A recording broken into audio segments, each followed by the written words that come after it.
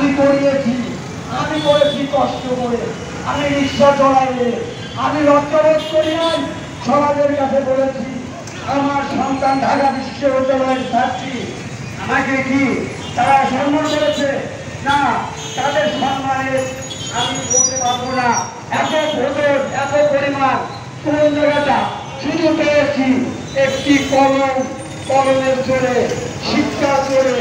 আজকে আমি আমার যে আশা, আমার সরকার, আপনার সরকার শিক্ষায় শিক্ষিত হবে, এদেশের রং বদল করে দেবে, সমাজের চোখে বাংলাদেশ হবে একটি নূতন দেশ।